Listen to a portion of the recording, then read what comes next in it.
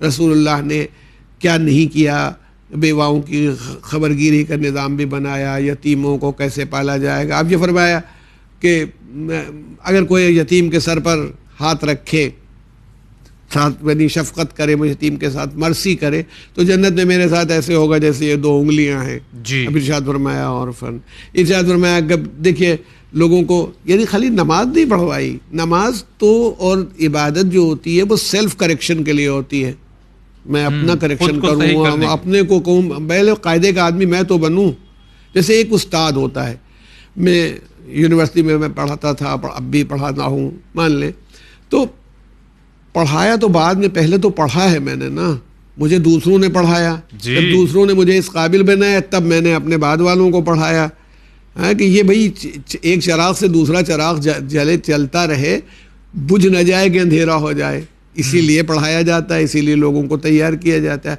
तो अल्लाह के रसूल ने भी लोगों को समझाने के लिए फल लाओ तो पड़ोस के बच्चे को भी दो जी। देखिए ना कि ये ह्यूमन वैल्यूज़ में एक ज़माना है।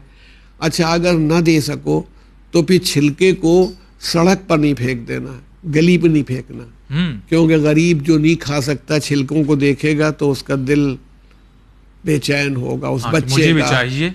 अपने बच्चे को प्यार करो, कहीं से आओ, लेकिन अगर कोई ऑर्फन या यतीम खड़ा हो तो फिर अपने बच्चे को प्यार ना करना, क्योंकि उसके सामने तुम अपने बच्चे को प्यार करोगे तो उसे अपने बाप की कमी और कमज़ोरी का एहसास होगा, है ना। ठीक है, अब देखिए हज़रत अली को जब हुकूमत मिली या जब आपने इतने पेड़ तैयार कर लिया, आपकी आमदनी बढ़ गई, तो सैकड़ों घरों में या वहाँ पर यतीमों को जा कर के वो खाना पहुँचा रहे हैं। बुलादरी में एक रवायत आई है, बहुत मशहूर है, उसमें यह है कि कहीं से शहद आया था, आपने वो उसको बंटवाने के लिए जो यतीम बच्चे थे उनको बुलाया कि वो बर्तनों में भर भर के उनको दे रहे थे, जाओ दो इनको दो, उनको दो, इनको दो, बट रहा था, वो बच्चे चाट वाट रहे थे।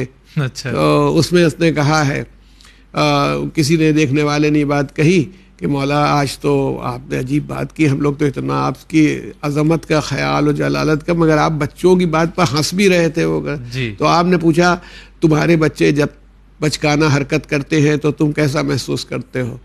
तो लोगों ने कहा मैं बहुत खुशी होती, मज़ा आता है जी। कहा तो इमाम तो यतीमों का बाप होता है, तो जैसे तुम अपने बच्चों की बचकाना हरकतों पर हंसते हो, खुश होते हो, वैसे ये मेरे बच्चे थे, क्योंकि मैं इमाम हूँ तो इनका बाप हूँ।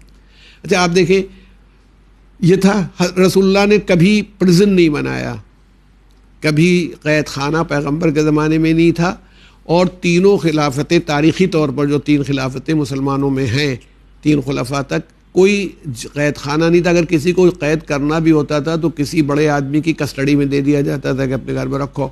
अच्छा, हज़रत अली के ज़माने में भी ये हुआ है, लेकिन आपने एक प्रिजन बनाया कैद खाना, जिसमें अखलाकी जुर्म करने वाले यानी जो मॉरल क्राइम्स करते थे, किसी यतीम का माल खा गए, किसी से पैसा लेन देन की बात की थी, उसमें बेईमानी कर दी, तो उनको उसमें रखते थे। और रखने के बाद सिर्फ रखते नहीं थे, बल्कि उनके दरमियान जाके आधा पौन घंटा बैठते थे, उन्हें वाज कर कहते थे कि नेकी क्या चीज़ है, ये दुनिया फना हो जाने वाली है, कैसे ज़िंदा रहना चाहिए, ये करते थे। नमाज के वक्त निकाल के ले जाए जाते थे वो लोग।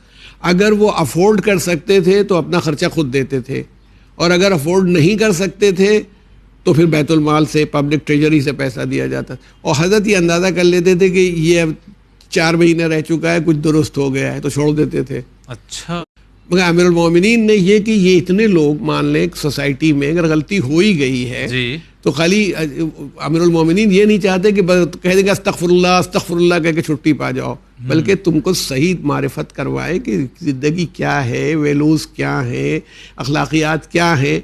जब सही हो जाए तो ये मुआशरे और सोसाइटी के काम आएगा।